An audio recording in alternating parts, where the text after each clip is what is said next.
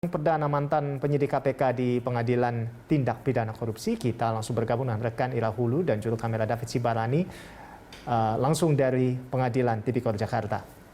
Iya, Ira, dari pantauan Anda seperti apa jalannya sidang pembacaan dakwaan JPU terhadap mantan penyidik KPK Stefanus Robin 47 ini?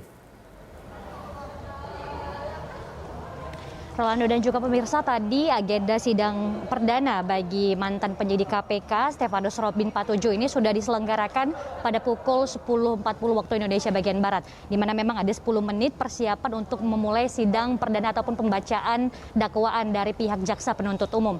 Tadi dalam surat dakwaannya, jaksa penuntut umum mendakwa bahwa mantan penyidik KPK tersebut ataupun Stefanus Robin 47 ini didakwa menerima uang senilai 11,2 miliar rupiah.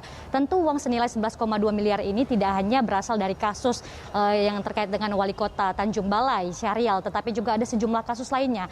Dan dari rangkuman kami ini tepatnya ada 5 kasus. Yang pertama tentunya dari Syahrial selaku wali kota Tanjung Balai agar duduk perkara ini tidak naik sampai ke penyidikan sehingga Stefanus Robin 47 ini dinilai ataupun didakwa menerima 1,6 miliar rupiah dan kemudian diberikan kepada Maskur Hussein yang kita ketahui sebagai pengacara yang bekerja sama dengan Stefanus Robin 47. Maskur mendapatkan komitmen fee ataupun imbal hasil dari terkait dengan kasus ini senilai 950 juta. Sementara dari Aji Syamsuddin dan juga Aliza Gunado ini duduk perkara yang berada di Lampung Tengah terkait dengan kader Golkar tersebut.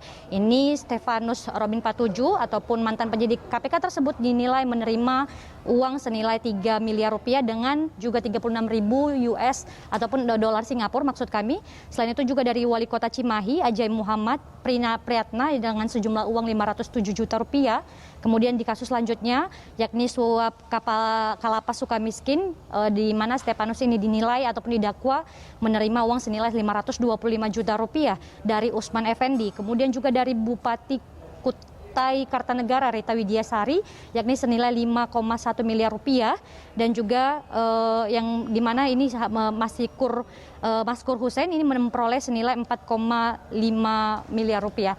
Tentunya memang ini menjadi catatan karena memang jumlah uang yang diberikan kepada mantan penyidik KPK tersebut ini cukup besar, 11,2 miliar totalnya. Kemudian terkait dengan hal ini tadi kami juga sempat mendengar bahwa apakah memang pihak dari Majelis Hakim menanyakan apakah pihak dari Stefanus Robin 47 maupun juga tim kuasa hukumnya ini ingin mengajukan keberatan ataupun eksepsi terkait dengan hal ini. Pihak dari Stefanus Robin 47 meresponi bahwa mereka tidak akan mengajukan eksepsi terkait dengan hal ini dan dengan kata lain mereka menerima dakwaan yang diberikan oleh pihak jaksa penuntut umum.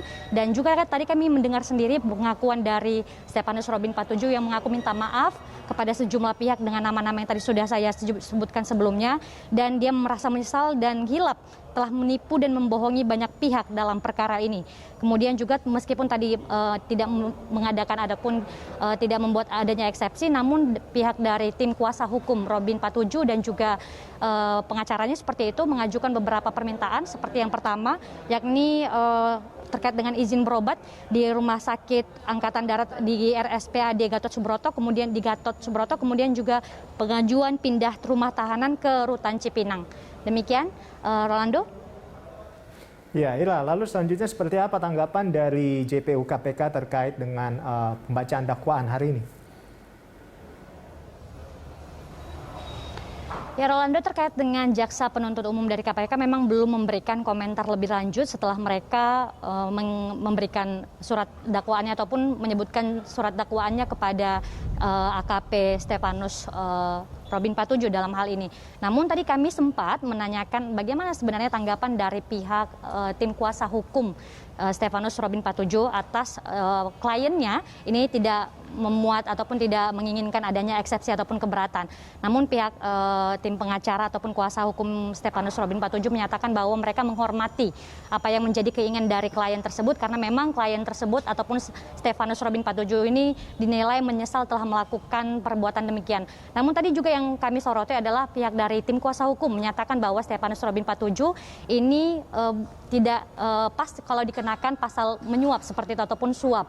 Namun juga yang pas dikenakan kepada Stefanus Robin 47 Berikutnya pihak dari tim kuasa hukum ini berusaha untuk menunjukkan bukti terkait dengan dinilai sejumlah kejanggalan yang dilakukan oleh pihak jaksa penuntut umum terkait dengan dakwaan tadi yang sudah dibacakan. Begitu, demikian kembali kepada Anda di studio, Rolando. Baik, terima kasih Ira atas laporan Anda dan selamat bertugas kembali. Pemirsa, demikian tadi laporan dari rekan Ira Hulu dan juru kamera David Sibarani dari Pengadilan Tindak Pidana Korupsi Jakarta.